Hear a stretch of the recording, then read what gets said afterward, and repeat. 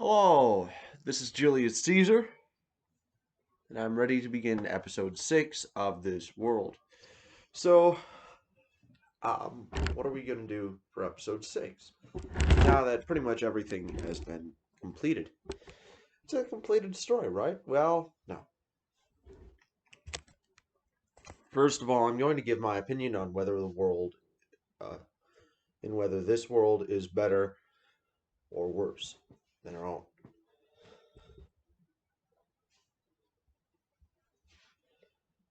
I'm going to say this right now. This world is better. Period.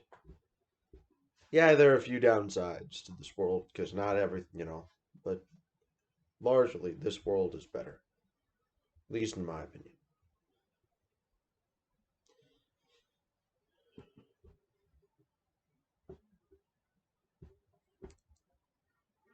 So let's get to a little bit of the regional, well, and I'm going to describe a little more why I think this world is better.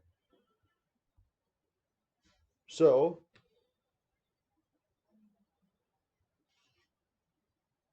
what's the little more? The reasons that I think further make this world better. So, first of all, this world is Western civilization is preserved, even though decolonization has pretty much ended. Um, the Western countries still believe that they have reasons to be colonized, and nations that were colonies for longer, stuff like railway systems, transportation networks, colonialism was largely beneficial for the nations that were colonized. Wasn't completely, losing their sovereignty and all, but at least they got some train stations. Yeah, yeah, 100% fair trade. So now let's take a look at the regional effects. Number one, the United States, America. It never becomes a dominant global power, which has massive repercussions for the second half of the 20th century. Due to its geographical location, enormous size, and excellent military, it is still the most powerful country in the world, but it is more isolationist and its effects are rarely felt beyond the Americas. It's also far more unstable, having suffered a coup attempt and a prolonged Black Rebellion, and not having as strong of an economy. Instead of being overwhelmingly dominant, it is still a major player, but it's not uncontested. Culturally, it's still the capital of the world, having Hollywood and New York, but Paris is still the art capital in, instead of New York City. The dollar is the most used currency, but it still has as much competition from the pound and the Reichsmark, which are seen as just as valuable. Democracy is seen as less important since it isn't spread as much by the USA, and capitalism is less widespread, making many regions poorer.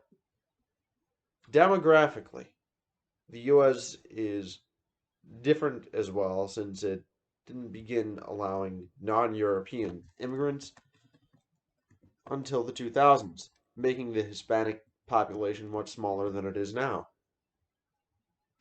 From an international power, although America has less allies, it is less enemies since it doesn't do as many coups and invade countries for oil. Americans are even more patriotic than now. Germany. Germany is a much more powerful country in this timeline, having won World War II and dominating all of Europe, especially economically, but also militarily. However, it is much more hated, especially by the old three allies, Britain, France, and Russia, who are all salty about losing and never trust Germany as much. Germany's main rival in this scenario is Russia, who hates Germany with a burning passion and never makes any attempt to reconcile. France is also mad at Germany, but eventually accepts it as the master of Europe, and it somewhat improves relations. Germany remains closely aligned with Poland as they are the two powerful, ultra-conservative powers in Central Europe. However, through British efforts, Germany's vassals in Western Europe increased efforts to gain independence. Culturally, Germany plays more of a role, and Berlin becomes just as important as London or Paris. German is also the main language in continental Europe, and Germany does not have the stereotype of being super aggressive, at least everywhere in the world. UK. At first, they just want to be left alone, and they didn't really care as much about Europe. But and it mostly tried to preserve its empire, and it isolated itself once again. Nevertheless, by 2000, with decolonization almost complete, the British no longer focused on their empire and became more concerned about Europe. This significantly increases hostility between the UK and Germany as the UK tries to erode German dominance and improves relations with France and Russia especially. Although they're significantly weaker after losing their empire, they retain a more important role in world affairs, especially in the Commonwealth, and to this day, they maintain the most powerful navy. The pound is also much more respected globally. Russia. The nation that most people will associate with Russia is the Soviet Union, but with the USSR having been dissolved in 1940, the Soviet legacy is weaker.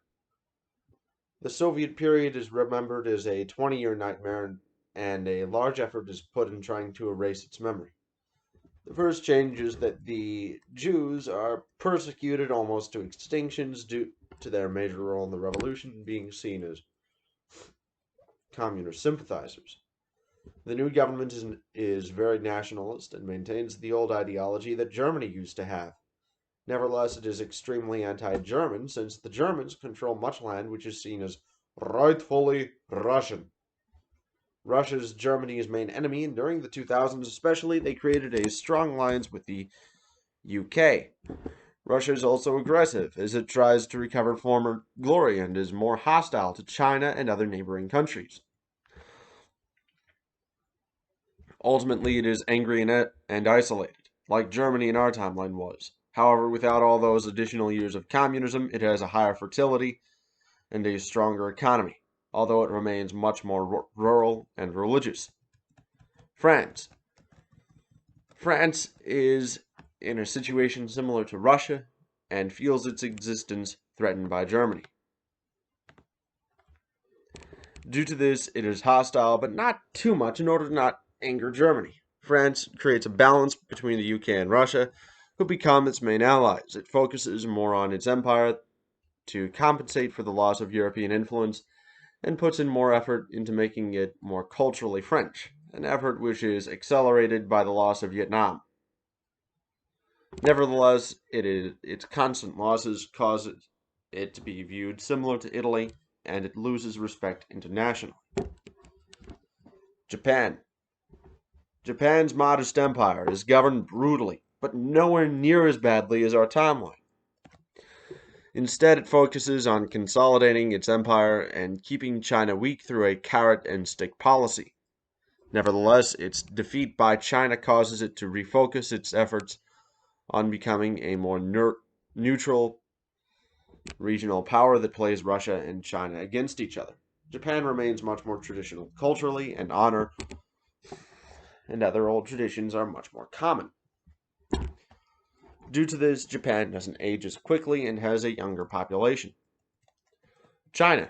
After defeating the CCP, China must accept Japanese domination and instead is internally focused, with Chiang Kai-shek spending the rest of his life conquering the warlords. However, after his death, a united China attacked Japan and took most of its territory back, establishing China as the dominant East Asian power once again. Their economy began to develop, and China became richer over time. Although it's authoritarian, it doesn't have the totalitarian control over its people that the CCP did, and so it's not as extreme. Without the horrific Great Famine and Cultural Revolution, Chinese culture remains much stronger, and without the one-child policy, China's population is much larger. Therefore, China is even more powerful in this scenario due to its continued demographic expansion, and without forced industrialization,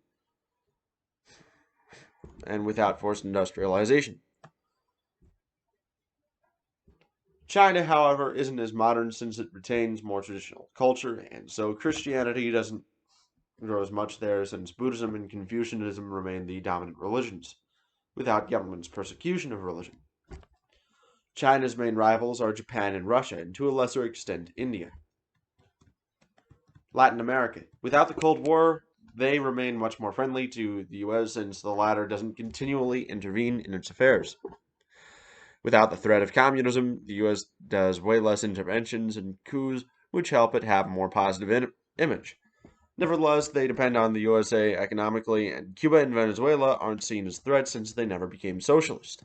This also means that there's less drug trafficking and the nations are more stable.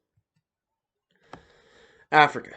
The European empires have built the African nations up much longer during the colonial period, yet their newfound independence has left them with nowhere to go. Many African nations have turned to ethnic nationalism, believing that once the white man is removed, their land will be better. A clear exception to this rule is found within Rhodesia. Uh, in which the Rhodesian nation is able to prosper against Zimbabwean rebels with their allies in South Africa and the British Empire. Germany tried to help the various terrorists within Rhodesia, help the Zimbabwean rebels within Rhodesia, although that failed. Rhodesia still, though, is either independent or a very autonomous British Dominion.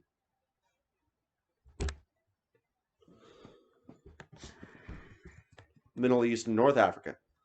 Without the spread of socialism and American interventionism, Islam remains a more peaceful religion as it doesn't feel under threat from the Cold War superpowers. Muslim countries still are mostly authoritarian and religious, but are usually monarchies rather than extreme theocracies or secular dictatorships. Islam has less of a global presence, but it is also seen as more positively due to terrorism never really existing and, never really developing.